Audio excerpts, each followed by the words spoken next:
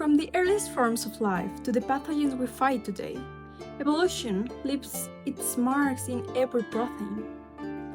Amino acid by amino acid, mutations accumulate over millions of years, shaped by natural selection and drift. Every protein sequence we saw today is the result of that evolutionary history. In this project, we'll focus on the protein Listeriolysin O, the major virulence factor of Listeria monocytogenes, a foodborne pathogen with a mortality rate of around 30%. Listeriolysin O is a cholesterol-dependent cytolysine. These proteins share a conserved 4-domain structure and a common mechanism. They bind cholesterol, assemble into a pre-pore complex, and then refold to form membrane pores.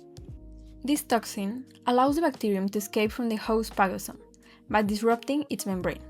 First, it creates the pore, creating an ion imbalance, which will disrupt pH and alter the osmotic balance. This will weaken the membrane, eventually breaking it apart and letting the bacteria escape to the cell cytosol. Unlike related proteins, Listeriolysin O is active inside the acidic environment of the phagosome, but it is tightly regulated in the neutral cytosol, allowing the bacteria to survive without destroying its host cell. So we will explore how conserved are both sequence and structural features across this family of cytolysins, revealing how evolution shapes function of the protein and the overall pathogenicity of the bacteria. A key concept we need to understand is the difference between homology and similarity. We can have two sequences with a high sequence similarity, but they do not share common ancestors, so they are not homologous. But maybe two proteins have diverged a lot that they don't have any more sequence similarity, even though they share a common ancestor. To investigate that shared ancestry, we will apply some bioinformatic tools and concepts. For instance, substitution matrices like BLOSSOM help quantify the cost of amino acid changes. BLAST connects a query protein to its homologs across the tree of life, and maximum likelihood identifies the phylogenetic tree that best fits the data under a specific evolutionary model. The first step to the phylogenetic analysis was to build the dataset, starting from the Listeriolysin O query sequence of Listeria monocytogenes. I performed a BLAST analysis to find homologous proteins and then applied a rigorous selection criteria, like the E-value, a percent identity between 30 and 50%, a query coverage around 80%, a similar sequence length, and I omitted hypothetical partial or unclassified species. I also removed sequences that create gaps over 100 amino acids in the alignment in YAL view. As you can see, I ended up with 65 sequences with multiple lineages. We can build a meaningful tree without a good alignment. I did this with MAFT and then visualized the alignment with YAL view. Then I used IQ-Tree to select the best evolutionary model for my data. This was the selected model. LG describes how amino acids change over time. This is a modern and improved version of older models. F means it uses amino acid frequencies from my actual data, empirical data. I accounts for positions in the protein that don't change, and G4 allows different parts of the protein to evolve at different rates. Also, IQ-Tree provided me the first version of my tree, but it contained some unresolved branches as well as a trifurcation. I then inferred the phylogeny with RagsML, also with bootstrap support, and this is the tree I got. As we can see, this protein is conserved across diverse firmicutes, with a strong clustering within groups like Bacillus and Clostridium, indicating functional constraint and a shared evolutionary origin. However, the Listeria monocytogenes branches earlier and does not cluster tightly with these groups, suggesting its protein diverged earlier while maintaining the same overall function. This pattern supports coevolution, where sequence changes are coordinated to preserve the structural integrity.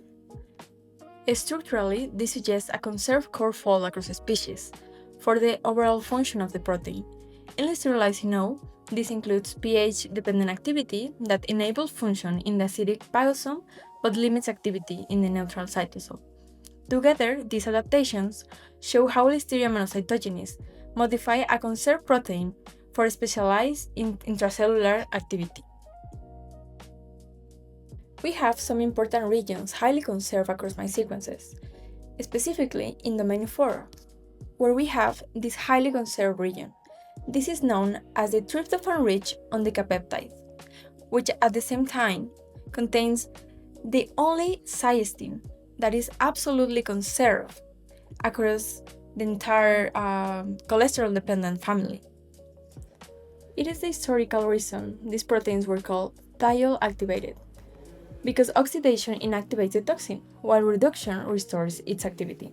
This is because cysteine contains a sulfur atom in its side chain, forming a highly reactive thiol group that is sensitive to a redox condition. This same region also contains the TL motif that is also highly conserved across the sequences. This is the 3D structure of Listeriolysin O. We can observe in green the cysteine that sits at the very tip of domain 4, and it is surrounded by tryptophans in color pink. This section helps into the anchor of the cholesterol-rich membrane.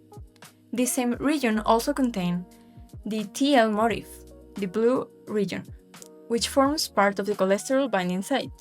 This motif is critical for recognizing and binding cholesterol in host membrane, acting as a trigger for membrane insertion and pore formation.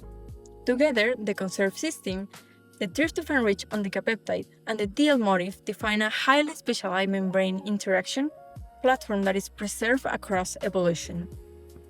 I also performed a GRASP ancestral reconstruction, and we will compare the structure of node 0, the root ancestor, to our Listeriolysin O structure.